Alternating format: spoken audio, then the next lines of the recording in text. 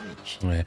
Eu fui numa igreja lá no Rio Grande do Sul, Farroupilha, que é a igreja Nossa Senhora do Caravaggio. Uma igreja belíssima, antiga, antiquíssima, que do lado dela tem o santuário maior, né? E do lado dela tem uma igreja menor.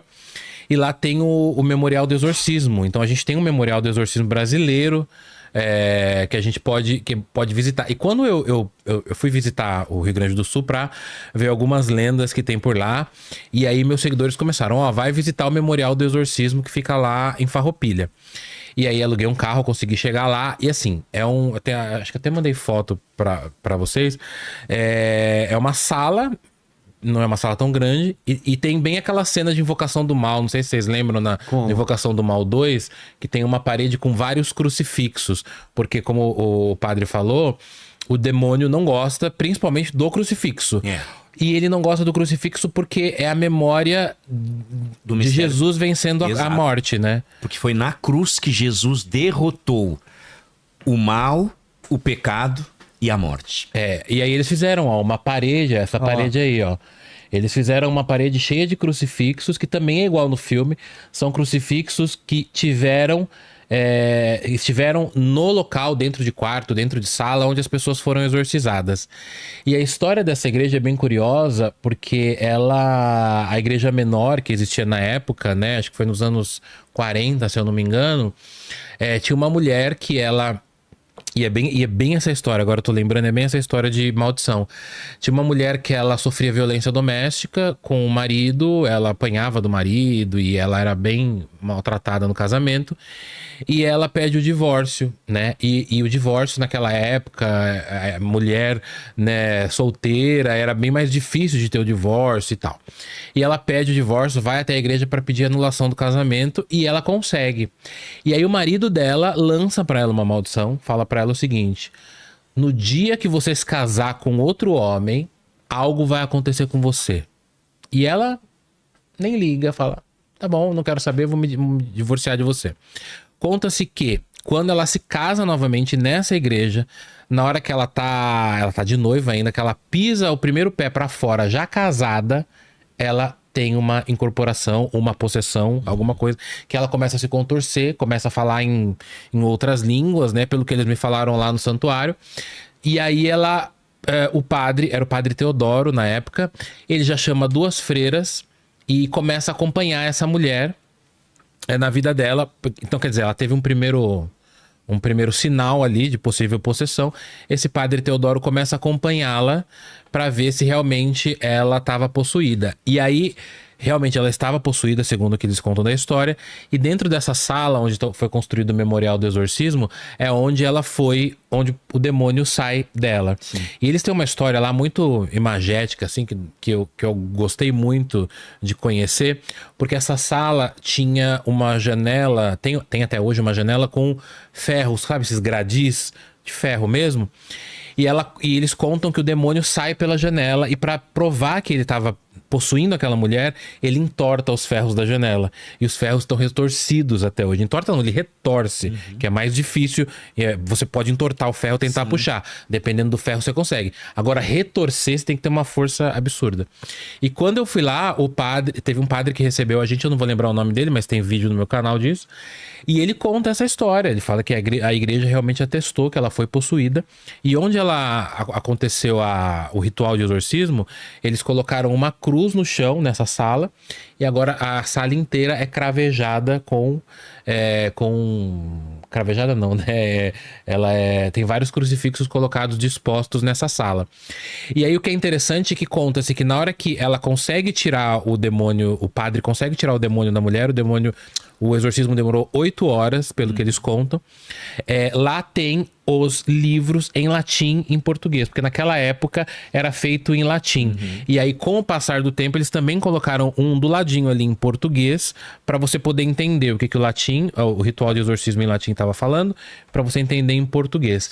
E aí é muito legal essa sala, porque lá tem uma manifestação física do demônio, porque ela vê o demônio na janela saindo e o padre tira o demônio dela, ela diz que vê o demônio, e no momento em que ela vê, ela diz, o demônio está entortando os ferros para provar que ele existe. Então é uma história que para mim é muito assustadora, né? Com certeza. E ele consegue sair dela. Você já passou por alguma assim, que te assustou, sei lá, uma experiência? Você falou que você não fez exorcismo, mas você assistiu alguns. Sim. Eu assisti um que me assustou quando o padre, atendendo o processo, a gente acha que é só coisa de filme, mas de fato, quando levemente houve a levitação da cadeira onde a pessoa estava. Ah, é?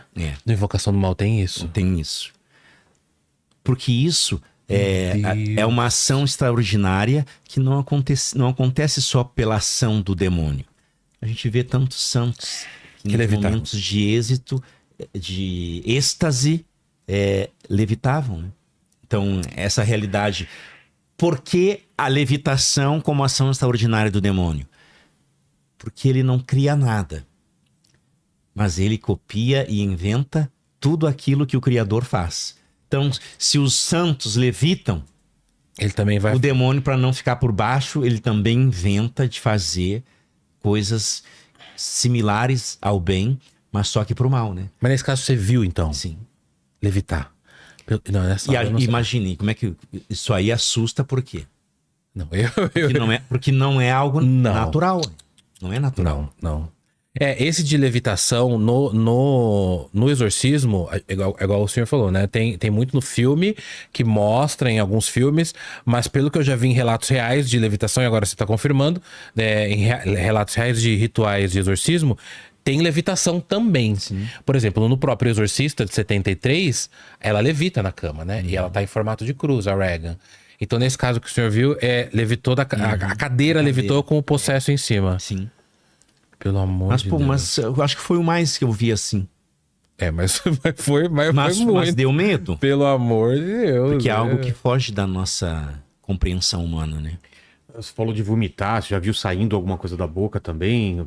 Não. Líquido preto, né? Que às vezes porque as pessoas passam mal, né? Passam mal, na verdade. Isso, não, a questão de passar mal, em qualquer encontro de cura e libertação que você vai, as pessoas... Porque aqui entra não ação extraordinária, Vilela. O que é? Mas é aquilo que é próprio de uma ação do mal, que também é uma forma da pessoa se libertar. Ela é oprimida por alguma comida contaminada, bebida contaminada, essas coisas que a gente muitas vezes consome sem saber.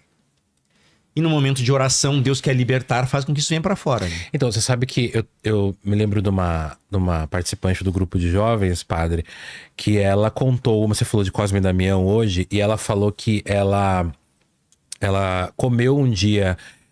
Isso é tudo muito polêmico, porque de uma religião, Cosme e Damião, eles são entidades. Que trazem coisas boas, e para outras não.